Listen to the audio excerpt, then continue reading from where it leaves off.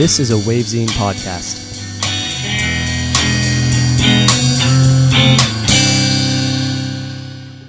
Hello, you're listening to In the Sauce, a podcast where we interview artists and bands of all sorts, dissect their music, and see just how lost we can get in the sauce.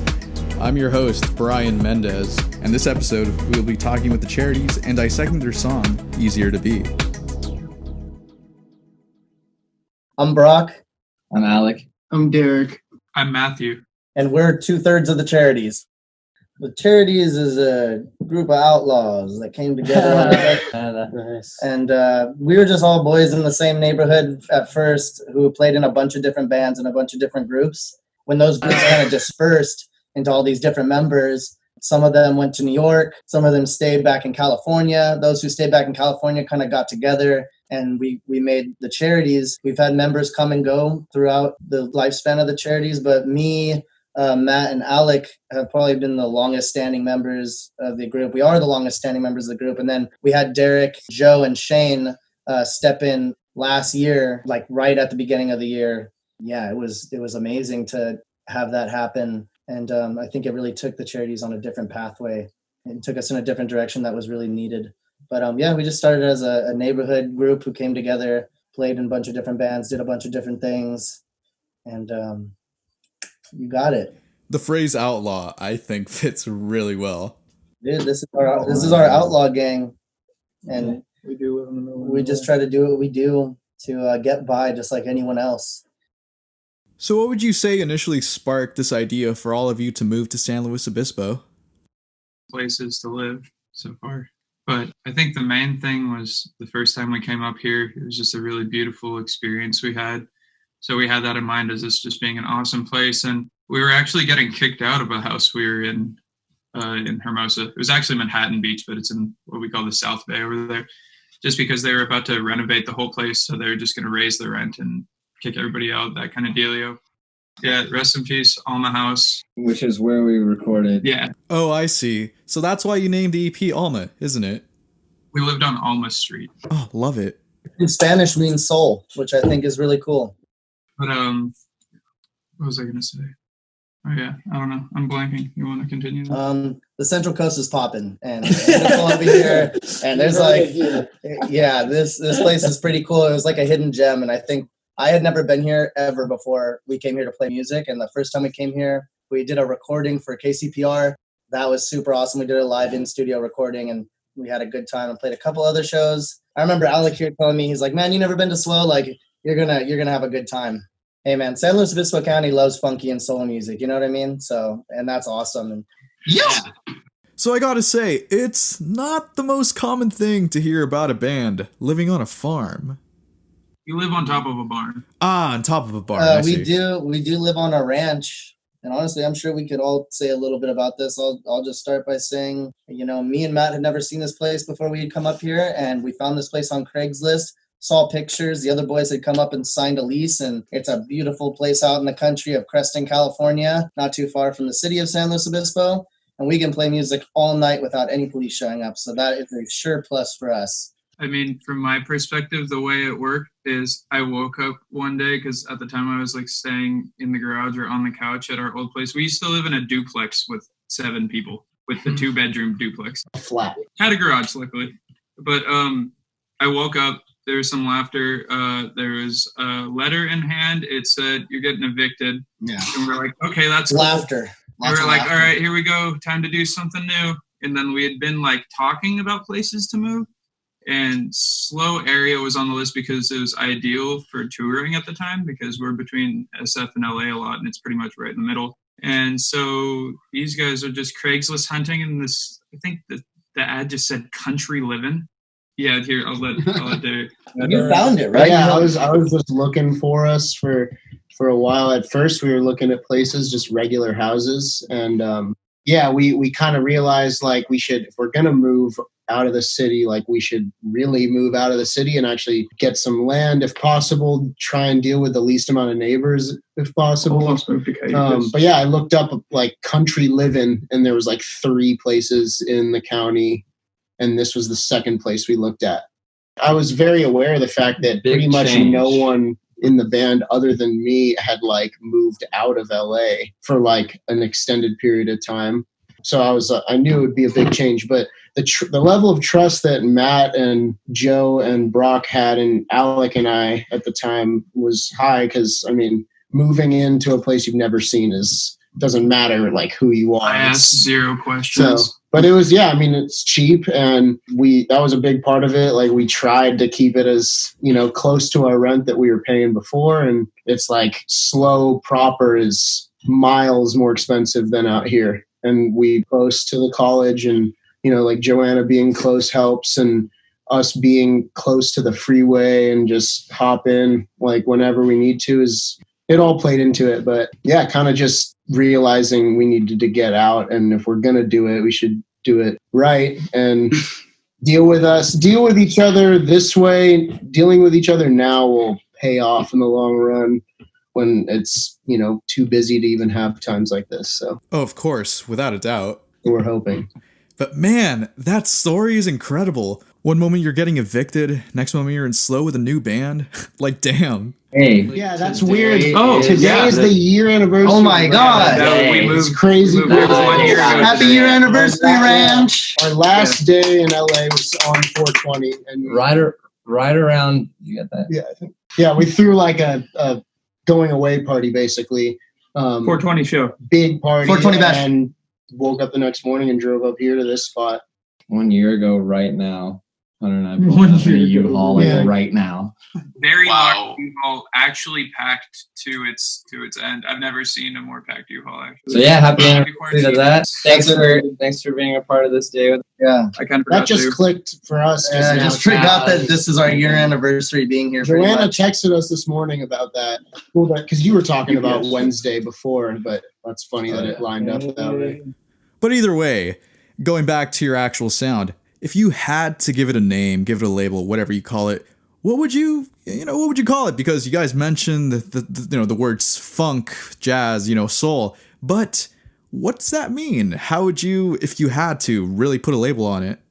I think it's myself personally. I think it's hard to label as one genre. I think we do pretty much anything that we want to do. We like a lot of funky soul music, and I'm mostly speaking for myself. Like when I say that, I know for a fact that my heart resides in like funky soul music, but we play pretty much anything that we like to play. We have people in the band who are very influenced by jazz, by country, by folk, by rock and roll, by jam band kind of music. And so I think it goes all over the place.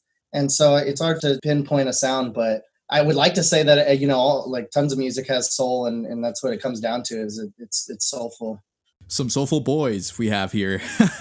But anyways, moving on to your song, Easier to Be. What can you tell me about it? How was the process? How was jamming with it? Just tell me about it. I guess a long time ago, actually, we wrote this song. With one of our first lineups, I was jamming with the keyboard player at the time. His name was Mike. We were just jamming over like this 3-chord progression. We were just having a lot of fun with that. And then we just kind of started taking it at different keys and stuff and messing around with that. And then eventually Brock ended up throwing a nice vocal melody over that. Theoretically, it's mostly just a jam of like those 3 chords pretty much the same way across the whole song, but it's just like got a really nice feel to it. Yeah, I mean, we were jamming one day at Alec's house because Alec used to have a pretty cool little studio section in his living room at his old house in the South Bay. Like a lot of things, when these guys jam and they're making something super funky, like it's hard for me not to jump in and want to sing to it or write something to it. So that's kind of what happened. And then I kind of had like this thing I was doing over, and Alec started backing me on it with the background vocals, and it just sounded super full and like awesome. And we started playing it like demo versions of it at shows. And we noticed that every time we got to the chorus, people would get like pretty wild to it. People didn't even know the song yet, but they just thought it was such like a fun thing to jump around to and get crazy. And I think that's when we realized that like, maybe we should start working this thing out a little bit more. I actually used to change the lyrics every time we played it live. Classic. I would just make them up as I would go every time. And then eventually I had to write them down and really like go into the story and what it meant to me. So you quickly mentioned that the song itself is the same repeating 3 type chords, but is this a 2-5-1? Because, as I was listening to it, I was thinking this is totally a 2-5-1 in like G or something. But what really made it apparent was during the modulation section, during the solo section rather, between the saxophone and guitar. I thought it was phenomenal. Just great job, everyone, all around. Let's go, boys. Brian listens. There we go. Yeah. Back. But anyways, even though I kind of dissected it a little already, can you talk a little more about it? It's not much. The theory behind easier isn't too much further past the 2-5-1 progression. It does have the key change up the half step, and that was through the process of kind of considering how we could take it somewhere without really changing too much or taking too much of a different part or chuck at it. But we think that worked out for a pretty good effect, and it didn't take much molding, you know. Also listening to a lot of Stevie Wonder at that time. He's the modulation master, so that's like something that I think also took it over in that way. The sort of feel I get from this modulation section is kind of like are you familiar with Kamasi Washington? Yeah. A little bit, yeah. Either way, he has his rendition of the classic jazz standard Cherokee, which I'm sure you're familiar with, that it has a modulation section between the A to B section, which it goes up a half step, exactly like you guys did, and I just thought that's phenomenal. Thanks, Brian. Yeah. That's a good feeling. Thank you. But going back to the song, concerning the lyrics, what can you tell me about it? Did it kind of just all happen at once? Was it something you were working up, back pocket? Talk about it. Yeah, so you actually pretty much said everything. It all happened at the same time. One, they got spit out. The chorus actually got kind of spit out the first time we jammed it, me and Al. We just thought it sounded cool. Easier to be, easier to sing, or whatever we sang in the song. We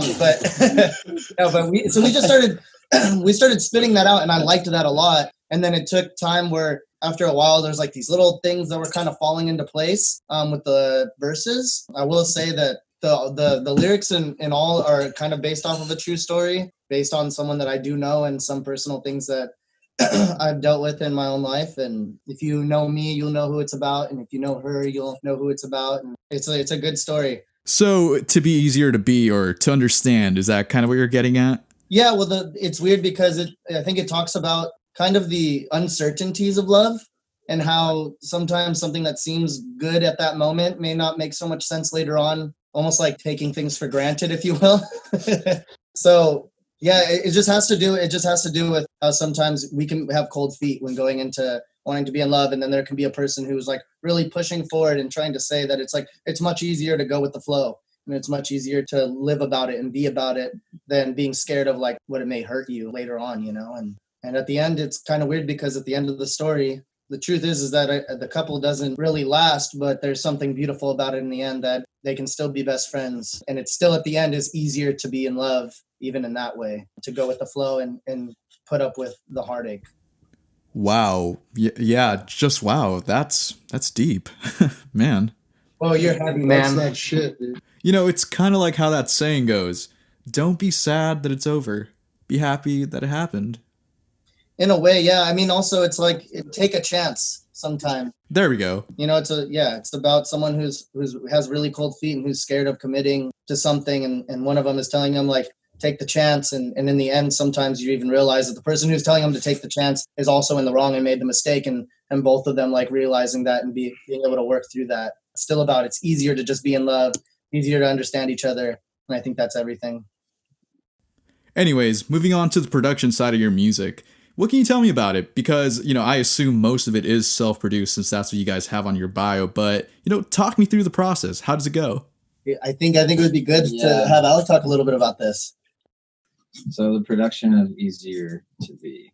I mean, we've always done everything pretty much ourselves, production-wise, recording-wise, and figuring out along the way how to do it. From years ago, how our production quality was to how it is now and how it's going to be. It's always evolving. And it's pretty exciting, to always be changing like that. And Easier was a really nice step. I think somewhere in between where Alma was production-wise towards in the direction that we might want to be going, which you'll see in the future. The future. Yeah. The new Future. Future. Yes. Squidward. But we all lend a hand and we all pitch in, and everyone's ideals are valued and everyone has a say at the end of the day. And we're all very grateful for that freedom here, doing it ourselves in our own home studio, because we all get the time to say what we want to say about a certain song, and everyone gets to lend a hand and make it something really special, you know? Yeah, I agree completely. It's very, how would you say, DIY, more so independent. Yeah, we make it a kind of a team effort, you know, and it's like everyone, what do you want out of this? Because it's just as much yours as it is mine or his or anything like that. By the way, also Joe Lopp isn't here right now, but he did the mix on that and the master on that track. He spent a good amount of time. Yeah, him and I change the reins sometimes on who takes charge on that. Could you give me an example, if there are any, of, say, like any contradictory points or debates that could have potentially arise when producing the song? Like, say, someone wanted it faster, someone wanted it slower, but, talk to me about it. I know that happens all the time. Like 30 minutes ago, it was happening in our rehearsal. So yeah, we definitely come to those fronts, but we try our best to deal with them efficiently and democratically. But as far as easier, I don't know. I think the speed of it, like if anything, we were like, should we do it faster or slower? And worked with that. But I was just going to say, I do remember one thing that I think was like a creative, sometimes, especially I'm the singer. A lot of the times I don't play on the tracks. Very seldom do I actually pick up an instrument and play on the tracks, which is really fun and new for me. But usually it's me watching the rest of the guys kind of put things together and us having to work in that way. For instance, I remember a solo that Matt did. Matt, you wanted to change something about the solo. And I personally was kind of like, I think it should stay the way that we do it live. Yeah. And I remember that being kind of like a small discrepancy, nothing bad. It was just, what are we going to do? And he was thinking that it needed to be changed. And I was thinking, like, I'm always a person who likes to go with the original take or something like that if we can, unless we find something absolutely much more amazing. And so I think that was probably the biggest thing I feel like for that song. And then other than that, sometimes we don't even realize how much faster something was than we wanted it to be until like way later, which kind of hurts sometimes when you're listening to a song a month later that you recorded and you have everything done on it and you're like, man, this is a little fast, isn't it? Then it comes down to us deciding if that's true or not amongst each other. But this last year has been a huge, even just this last 6 months has been a huge like stepping stone, like we would have never imagined in our musical and performance abilities. So one question I love asking any, musician, band, artist that performs live music, especially with real instruments, is when producing for their sound, do they try to strive for something that's more true to their live sound or something that's more a product of music technology, plugins, whatever unique sound you can create? I think it totally depends on the track.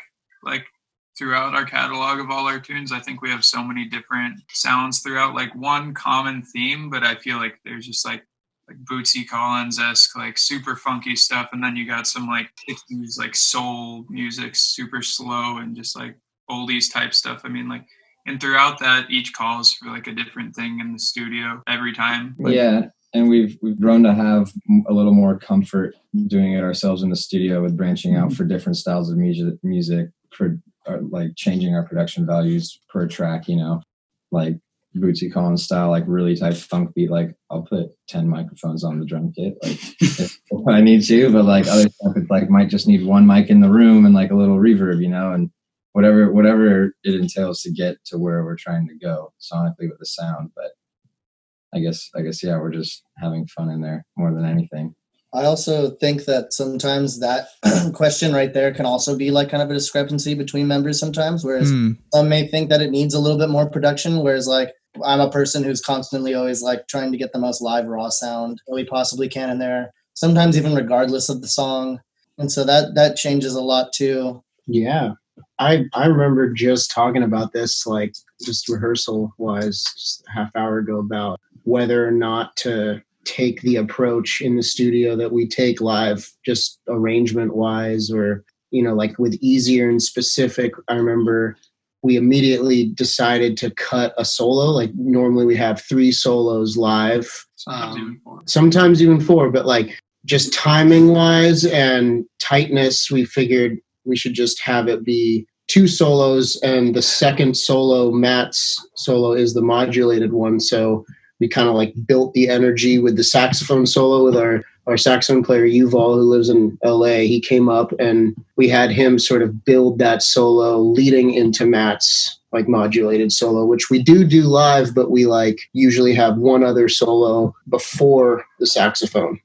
But yeah, I as the bass player, I'm kind of playing the same thing more or less, like trying to keep it tight and almost like a little bit more symmetrical when we're in the studio. But I'm noticing all the changes all the time. So like if we're in the studio and we're creating layers for the production, that's the chance we have. Like we can't do that live. It's all organic in that moment. But in the studio, like we take advantage, especially like the guitars and the keys, you know, bringing like a new element that maybe we'll bring it live after the fact, but maybe it's just there for that track, like in the studio. Not that we don't want to recreate it, but like in the moment it comes up and it's like, wow, that really tended to it right now. You know, there's a crowd and the energy, it might be different then. So it's just mixing that is always like at hand for us, but keeping some live elements is always key, I think.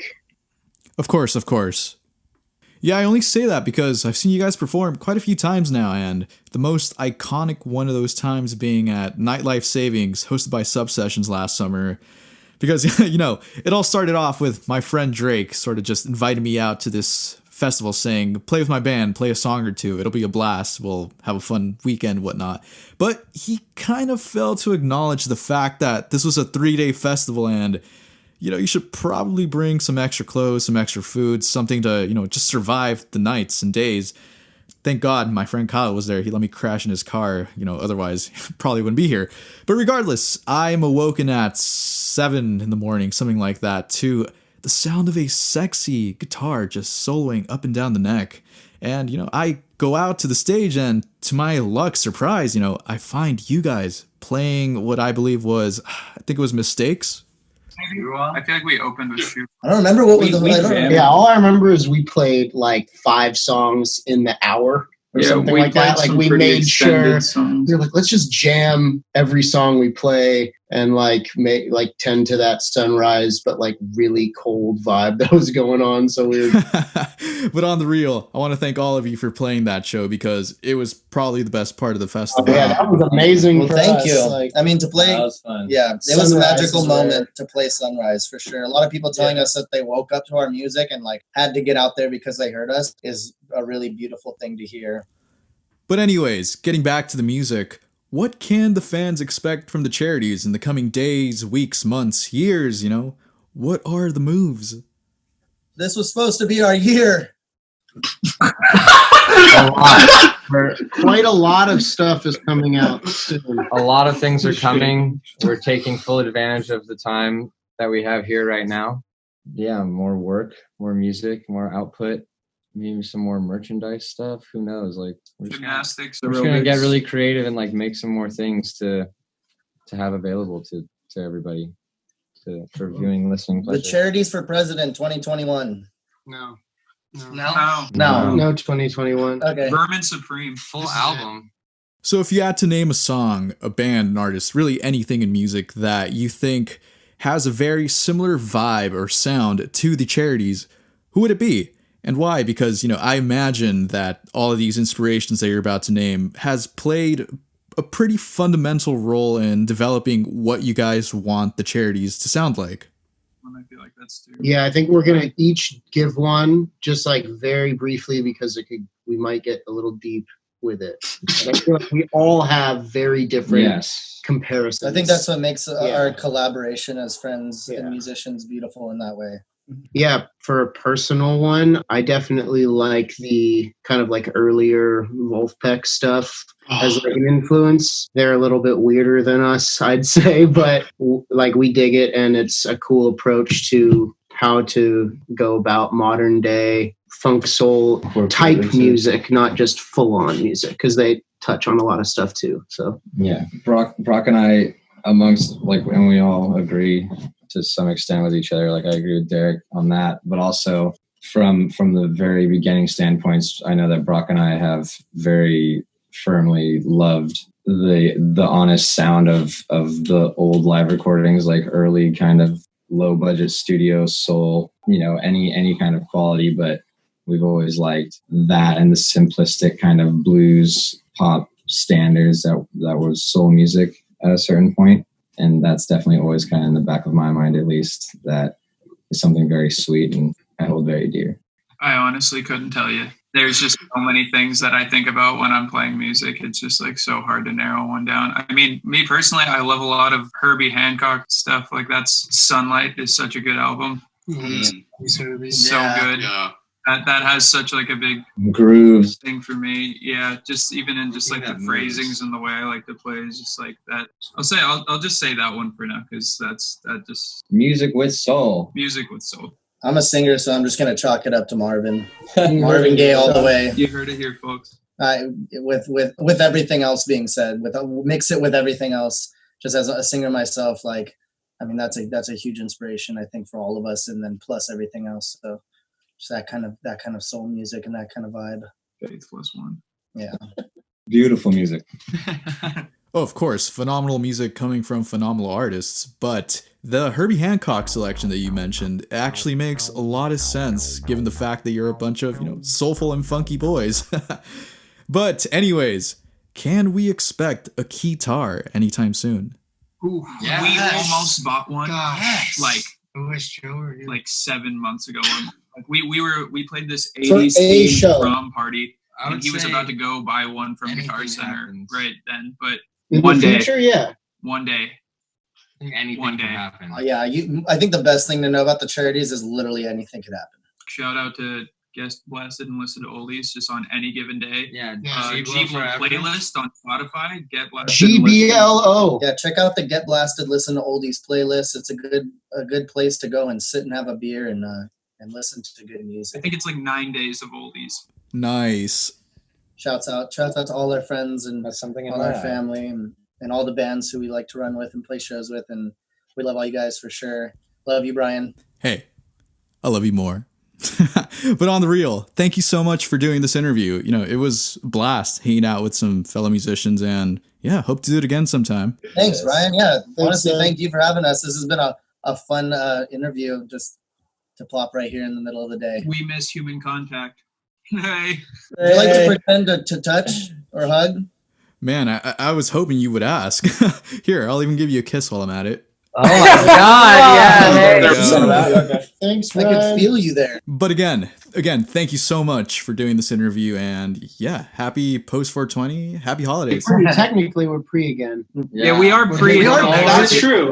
Pre We're now. always just Always pre waiting. 420. Happy belated Oh, 420. he's talking about maybe Like the time. Oh, actually, Oh. Hey, Brian. Good timing on that. You see that? Yeah. I've got some stuff to do. You see that? He's like, oh, we're 2 minutes till 420. It's been nice, guys. Bye. You better get rolling. It's always Never free. ever post. It's always free. It's always coming again. Always coming again. Full circle. Let it be known. Let it be known. Full circle. Thank you so much, Brian. Good Thanks, night, man. viewers. Peace. Merry Thank you. quarantine us. Bye. And now, here is Easier to Be by the Charities in its entirety.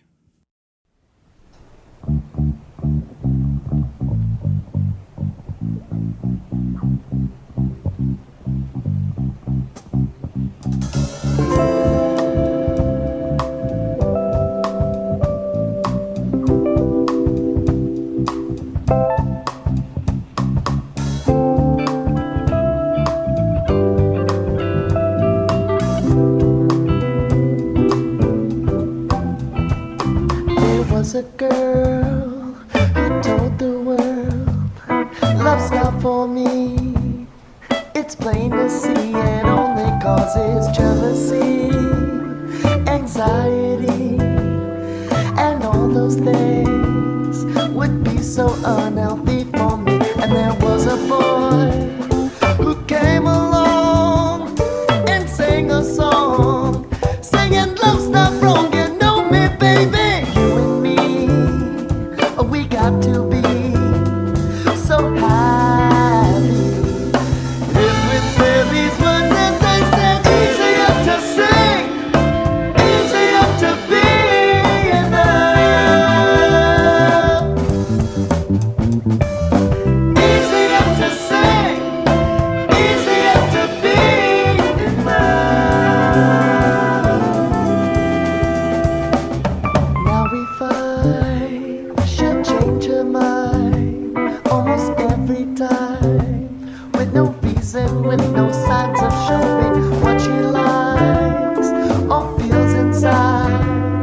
about him.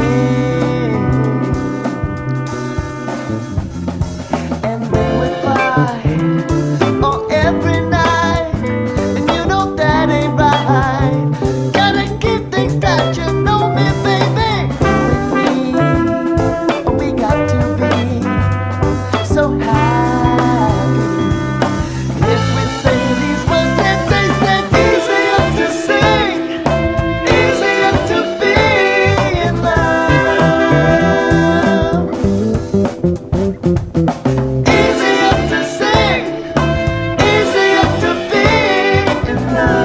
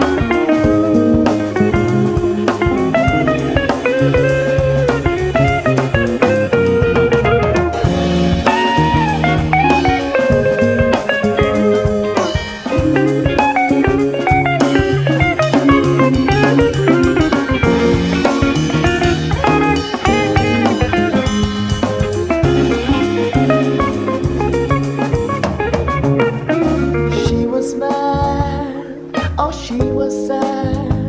All those things she had for this boy had made her life so bad. And oh that boy, yes that poor boy, he would cry every night. But that's alright, 'cause you know that she'll be back again to be a one and only special friend. Say no more fussing and fighting, darling. No more lonely nights. We need love. Is there any way that you can forgive me? Easier to sing, easier to be in love. Easier to sing, easier to be in love. Easier to sing, easier to be in love.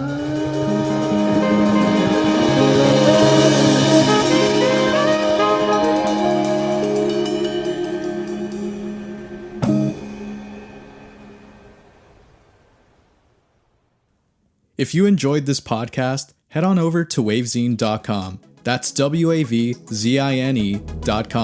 Or you can check us out on social media at Wavezine. Currently posting weekly articles and interviews, as well as podcasts and playlists on our Spotify. There's a lot of cool stuff coming out in the near future, so do consider checking us out. And as usual, thanks for listening.